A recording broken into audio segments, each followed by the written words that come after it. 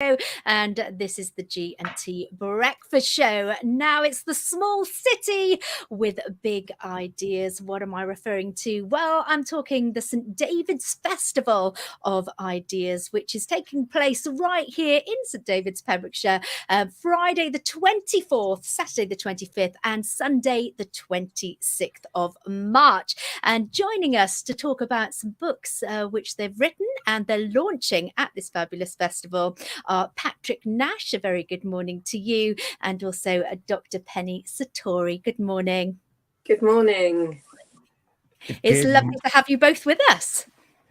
It's lovely to be here. Thank you for the invite. Oh, no, it's our pleasure. You both going to be talking about your books at the St. David's Festival Ideas, but they're two very different books. So before we delve deeper, Patrick, very quickly, an overview of your book. We're going to jump into more detail. So give us an overview as to what we can expect with your book. So what's it called and whatnot? So my book's a storybook. It's not a business book, but it is called Creating Social Enterprises, My Story and What I Learned. And it's my journey over the last 40 years of setting up, starting up, growing, failing sometimes, a bunch of businesses that were all about social, community, and environmental values. I can talk more about that in a bit. Yeah, so we'll jump into that in just a moment. But Penny, your book, give us the overview of that book, and we're gonna delve into yours before Patrick's. Okay, so there's a few books I've written, and probably the one I'll focus on today is called The Wisdom of Near-Death Experiences. And that stems from the research I did into near-death experiences when I worked as a staff nurse in intensive care. Oh, wow. It's a near-death experience. Not many of us have had them and have lived to tell the tale. How did this research come about, and how has it come to this stage where there's a book about it now?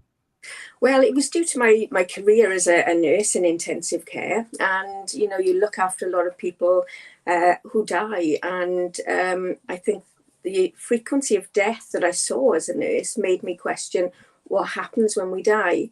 And it was a particular night shift looking after a man who was literally dying, and he had quite a prolonged and suffering death, and it was something that really upset me. And so I started reading about death, and I came across near-death experiences, and I thought, wow, these people who have died temporarily because their hearts have stopped and they've been resuscitated, they have these amazing subjective experiences where they might leave their body, they look down on the emergency situation, they might go through a tunnel towards a bright light, and they might meet deceased relatives in that light and have conversations. And when they come back after this experience, they are often profoundly transformed, and they say that death is nothing to be afraid of. So I think because my nurse training was very scientific, I sort of thought, well, I'm sure this is some sort of hallucination. Perhaps I'll get to the bottom of this if I do some research. So that's what I decided to do. And I started, once I got the approval of the ethics committee and the study got the go-ahead, I started interviewing patients who had survived cardiac arrest, and I came across some fascinating experiences, and it really changed my life as well, because studying those experiences made me contemplate my own mortality, and it's something I'd never thought of before. But I think when I started to contemplate my own mortality, that's when it took the fear out of death for me. And certainly speaking to these patients who'd had these experiences gave me a very different perspective. And I think I was very naive when I started doing my research, because I thought I was going to have all the answers at the end. But in fact, my research raised more questions than it answered. Yeah, go on, Gina. I was going to say, so was there a pattern with the experiences they'd had, or were they all very, very different? They were all quite unique, but they did follow this pattern. So some of them would start with the out-of-body experience, and they'd go into the light. Some of them then would talk with their deceased relatives, and the relatives would send them back and tell them it wasn't their time. They still had work to do. Some of them got to a barrier or a point of no return. So that could have been like a gateway or a doorway or a river, but they knew that if they crossed that, they wouldn't be able to return to life. And some of them then had this life review where they literally relived their life, the whole of their life, and they saw significant things that they did, but also the insignificant things as well. And so that gave them a very different moral perspective on the way that they were living their life as well. So when they returned to life, they were very, very different people. And in fact, if you look at the research into near-death experiences, there can be quite a high divorce rate following this experience because their loved ones no longer recognize them anymore. You know, they're very different. Their values have changed. Their interests have changed. And what you might find is some people who were previously in a very high-paid job will change that, and they'll give up their job and they'll do voluntary work or train to be a carer or something like that. So it has very profound effects on people. Yeah, Goodness. it sounds very similar to experiences of astronauts when they go up to space and they see our home, our Earth, as one tiny dot out of a window, and it gives them, they're almost overawed by just how I mean this in a positive light, but how insignificant we actually are and how helping others is actually really important. And because they've had this sometimes out of body experience, they're able to put everything into perspective. It's quite a remarkable thing, isn't it? Oh yes, absolutely. And like you said, Edgar Mitchell, one of the astronauts, had one of these experiences where it was he described it as a deeply spiritually transformative experience, and he was so changed by it that he instigated the Institute of Noetic Sciences in America as well. So they do have these very profound effects on people as well. And very similar experiences can occur in other contexts other than near-death. It just seems to be quite more profound during a near-death experience. Yeah. My past career has been supporting people going through cancer diagnoses and through treatment and end of life as well. And one of the phrases you said earlier was, it's taken away your fear of dying. But on the flip side, you just mentioned that people making profound changes to their life. It also makes people fear less of living a life that's more true to them, which can also be remarkable. That's right, yes. So when we contemplate our mortality, we realise that we're only here for a short period of time. And, you know, when you think it's about being in tune with everything and living in the moment as well, how important that is to living in the moment. You know, we all worry about what we've done in the past or what's going to happen in the future, and we forget to live in the moment. So that is something that doing this research has taught me quite a lot as well. And in the moment when you're giving your talk on the Saturday, just give those that are going to be turning up an overview as to how you'll be expanding on this at the St. David's Festival of Ideas. Okay, so I'm going to be in conversation with the very Reverend Dr. Sarah Rowland-Jones, who is the Dean of St. David's Cathedral. And so we're going to be having a general conversation about death and dying. And a lot of people might think, oh, death and dying, that's really morbid. But it's not. When you start talking about it and opening it up, it's not. It can turn into such a positive message for so many people as well. Yeah. Oh, fantastic. And so that's on the Saturday at the St. David's Festival of Ideas, having positive conversations around mortality. It's not all doom and gloom, which it doesn't make sense in this moment. So if you want to understand it more, get your tickets and go and have that conversation with Penny and the very Reverend Sarah Rowland-Jones. Patrick, you've been listening in there. We've been talking about people with near-death experiences, and they come back with this new want or desire to help others. And you've written a book about social enterprises. Do you want to tell us a little bit more about how you've been using your passions to help and support others? Yeah, well, I started off by hating meat as a child.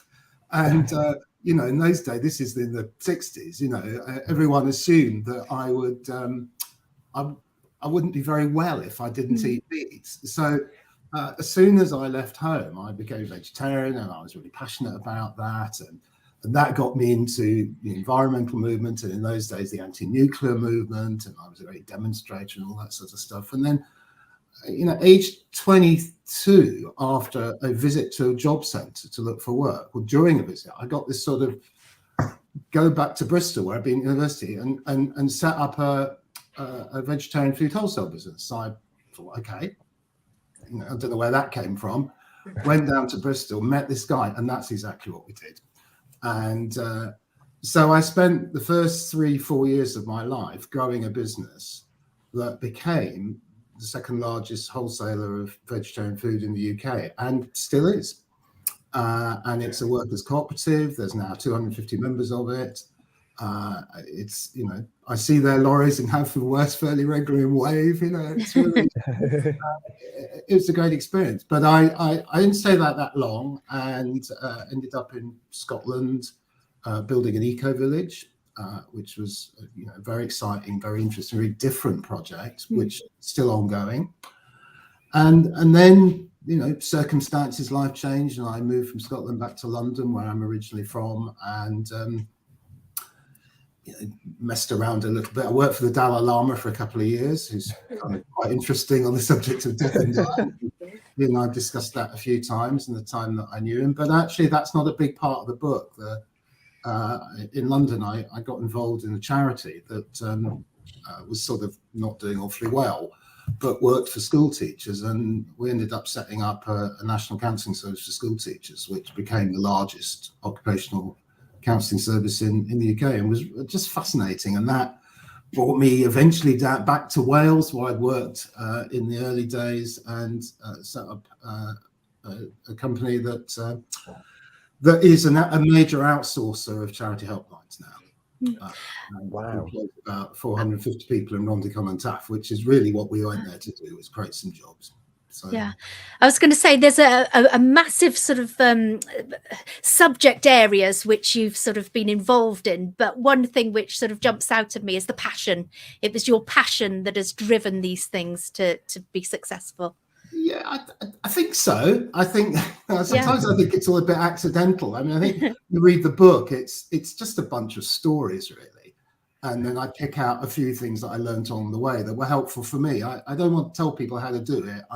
I just tell people how I did it. And that, I think, is all I can share, really. But I've always done things that I'm really interested in. I think that's an enormous privilege. An enormous privilege to be able to do that. I mean, I don't think that's a choice that everybody has. And I did. It was a bit accidental, and at times it was a bit chaotic, and I didn't have a proper salary till I was in my mid-40s, but, you know, it worked. And it's fun to write about it. I enjoyed the process. I've never written a book before. I've written tenders and press releases and, you know, the occasional blog. So it was actually fun. I enjoyed it. Yeah.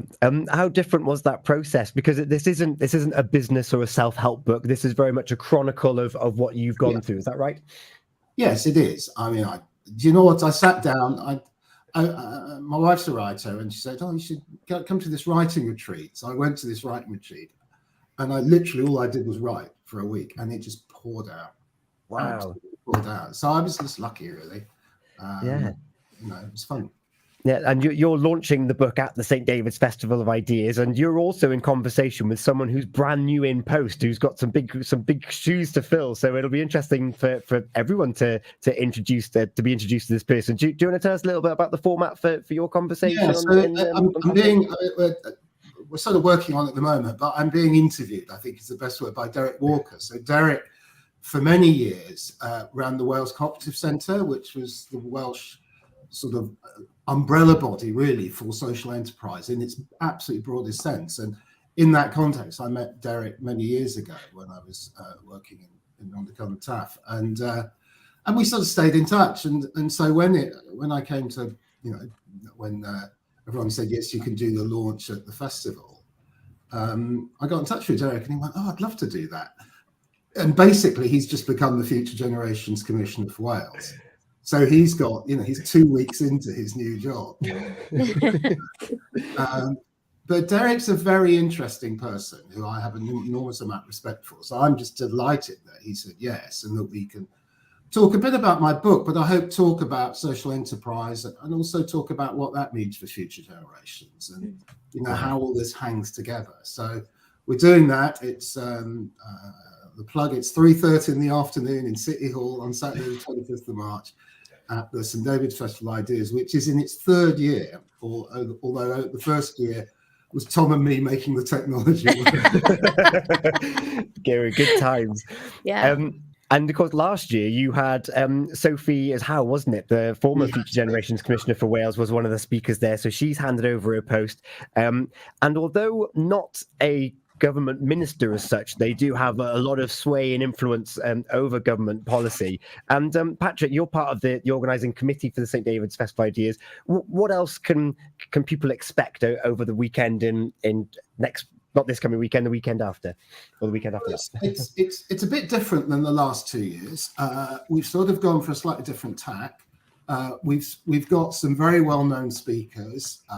Like Mark Drakeford is probably top of that list. So the First Minister is coming, which is incredibly generous of him to do that. I think the fact that Eluned Morgan is part of the organised committee is probably quite helpful on that. And we've got obviously Penny and Sarah talking about death, which I'm particularly excited for me. I sat with my father last September as he died, and that was a profoundly moving experience for me. And so, yeah, I think I'm really looking forward to hearing what you have to say, Penny. And we've got really interesting talk on education with Jeremy Miles, who's the Education Minister at the Synod, and also Sian Griffiths, who's originally from St David's, but the Sunday Times is education correspondent, and Fiona Miller, who's a real expert on education, and I think her husband Alistair Campbell might be coming as well. So, Wow. so that's and that's just the tip of the iceberg. But we've got a whole strand of Welsh language talks this year. So half of the events are in Welsh. And Fantastic. we'll have translators and headsets and the whole thing, which we had a bit of last year, but we've really gone for it this year, which I think is an exciting new direction. Yeah. Oh, that's fantastic. And am I correct in saying Llewellyn Hopwood's one of the speakers? I believe that we're catching up with him on Friday to talk about his talk as well. He is indeed. Yeah. He is indeed. Very exciting. With a crossover there between the Welsh talker, I think, isn't it? He's the what? Sorry. Is he the one talking about Tolkien and the Welsh language? You've got it, yes. You've just been talking about the Welsh language there. He's going to be talking about similarities between Welsh and some other fictional languages, which is incredible. The range of talks is fantastic. And where can people go to find more information, Patrick? Probably the best place is to go to our website, which is stdavidsideas.co.uk. You can buy tickets there. You can read about everyone who's speaking. You can see the program. There's all sorts of, you can buy a ticket for the whole weekend. We've still got a few of those left, although they're going fast. So get in there quick if you want to go. And that just allows you to go to everything and anything. Or you can just come for the day on the Friday afternoon, all day Saturday or Sunday morning. We're also selling one-off tickets for First Minister's talk, for Mark Drakeford's talk. So if you just want to come and see, who's a really powerful speaker and, going through a tricky time in his life as well, and being very open and engaged around that, which is really quite extraordinary. So yeah, it's, I think it's going to be a great weekend, and I hope everybody comes and the sun shines in St David's, you never know. Yeah. So there we are. Brilliant. Yeah. It's shaping up to be brilliant. And for those that have just joined us either on the radio or on social media, we've also got Penny Sartori here. Liz got in touch on Facebook, kind of building on what Penny said earlier. Her mother experienced the near-death experience when she came out of a coma and was a very different person. So just someone there reiterating what you were saying earlier, Penny. Yeah, absolutely. So people are really changed after these experiences, and they usually change for the better as well. So, they're powerful experiences, and we need to know more about them. Yeah, and if you want to learn more, Patrick's just given us the details as to where you can get your ticket. They're both talking on the Saturday, but it's a whole weekend of big ideas from the small city. Gina, do you have any last questions? Not really. I'm just like, I just want to know more. I really, really do want to know more about both your books. Very different books, but, the message is very strong in both of them. And Patrick, what you've been through, all the things that you've managed to do over the years, it's going to be a fascinating book. And also with Penny, with those near-death experiences and actually real stories. I like that. So, it's not sort of, oh, did it happen? That didn't happen. You've actually spoken to these people, and so it is very, very real and eye-opening as well. So Yeah. Fabulous. Thank you both for joining us here this morning on the Breakfast Show on Pure West Radio. If you're listening on Alexa, you can watch back and watch the videos on Facebook, Twitter, or YouTube. And the whole show will be available on the catch up just after 10 o'clock as well. All the best with the weekend and with your individual sessions that you've got going on. And I can't wait to hear all about it. No, well, thanks very much. Thanks, Tom. Gina. You're very welcome. It's 9:52 here this morning on Pure West Radio. The winner for Unscramble is going to be announced very shortly here on Pure West Radio. The Six Nations is back, and you can watch every game.